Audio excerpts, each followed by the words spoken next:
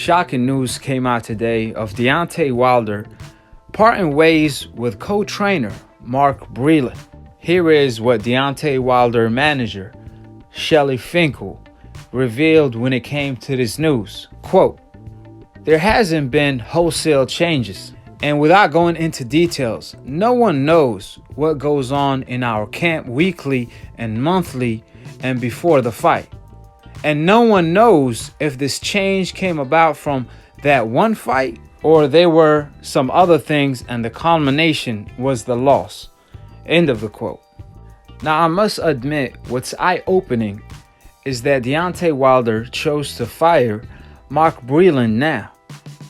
See, this would not have been shocking if Wilder actually fired Mark Breland right after the rematch, like a week after. Then that would have made perfect sense, since Wilder did not want anybody from his team to stop the fight. It ain't no secret, Wilder was willing to go out on his shield. He's that type of warrior that's willing to die in the ring. So when Wilder first complained about Breland stopping the fight, it all made sense from his point of view. However, after the glove gate, knowing Tyson Fury tampered with his gloves, I truly believe it's safe to say Mark Breland actually saved Deontay Wilder's life and his career, since Deontay Wilder was fighting a cheater in the ring, a person that had loaded gloves. Therefore, I must emphasize, if Deontay Wilder parted ways with Mark Breland due to that reason, then in my humble opinion, that wasn't a good choice. Now, if it's another reason that I'm not informed on, then that's up to Deontay Wilder. But I truly believe timing is everything. So if Wilder made this decision prior to being informed on Glovegate, then this all makes sense. Because Wilder have a code and he want to go out like a champion. So you have to respect the warrior that Wilder is. However, if this is after Glovegate, then there might be more to it, such as what I ran into while I was doing my research, which I found very, very fishy to say the least. Tyson Fury stated, and I quote, "If for some reason Mark Breland will not be working with Deontay Wilder, then he will have a job with the Gypsy King." End of the quote.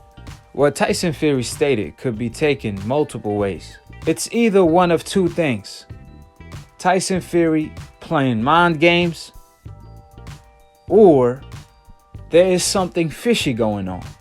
Therefore, I don't want to speculate, because this decision could have been made a long time ago and now we just hearing about it.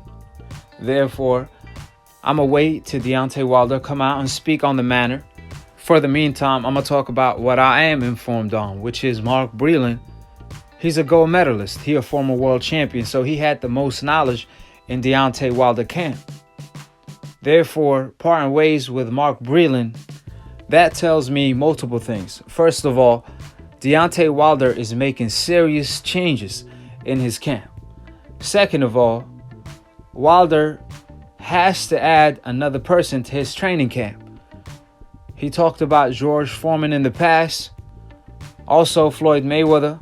On his recent interview, he told Deontay Wilder to give him a call, and Floyd Mayweather was very serious. Now, mind you, this is the second time Floyd Mayweather reached out to Deontay Wilder publicly. One thing for sure, and two things for certain: two minds are greater than one. To have George Foreman and Floyd Mayweather as assistants training Deontay Wilder for Tyson Fury, man, that sounds like almost a guaranteed victory. You got the best defensive fighter of all time and one of the hardest hitters of all time in the heavyweight division training Deontay Wilder. Can you imagine the kind of game plan they could map out for Deontay Wilder? That will allow Wilder to only worry about executing the game plan. In this type of scenario, something have to give. with that being stated, we'll see what Deontay Wilder chooses to do. This is for all marbles. The trilogy bout, since Deontay Wilder is not going straight to the courtroom and he want to operate like Tupac, since the second sweetest thing next to getting mushy is that revenge. So all eyes will be on Wilder versus Tyson Fury Glovegate in the trilogy bout when they do clash. What I found more revealing is that the truth even rubbed off on old media. You could ask Dillian White and the way Team Povetkin were checking his gloves. So they could try to ignore and hide from the truth, but three things that can never ever be hidden: the sun, the moon, and the truth. They will always come out. It's part of destiny. So with that being stated, drop in the comment section below, why do you guys believe Deontay Wilder parted ways with co-trainer Mark Breland? Wilder did come out and stated in the past on the PBC podcast they were snakes in his camp, in which he had to cut off. Now the $1 million question: who was Wilder talking about? Because for the moment, I'm one of the believers that think Wilder parted ways with Mark Breland because he broke the code. And Wilder is a man of his word. However, only Deontay Wilder and his team truly know what is really going on. In the meantime, drop in the comment section below, what is your take on this news? Subscribe below if you're trying to get smart about a minute. If you're trying to get dumb about a second, don't listen to these decafs, the dumb casual ass fans that don't know shit about boxing. Word to Roger Mayweather, may he rest in peace, inshallah. Shout out to Dante, my broski, my Akhi, the entrepreneur of new media that I'm a part of.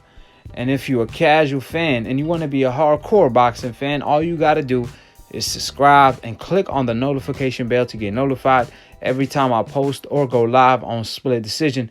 It's a boxing debate / talk show, mixed, master engineered, produced by yours truly, Akhi, the past, present, and future undisputed, pound for pound when it comes to debating. I got these decafs shook. They scared to look every time Akhi's on TV because it's always bad news for these decafs. The truth is the decaf's kryptonite. So to all of the decafs, this is a direct challenge. Grow some cojones and call in. Quit eating that wild boar, that contaminated meat that's not allowing your decaf cojones to grow, and call in. Quit treating Akhi like the young Mike Tyson of debate, the most feared. And like I always say, the truth will always come out. Whatever is done in the dark will always come to light. And to be continued on the next episode of Akhi TV. Peace, and we out here.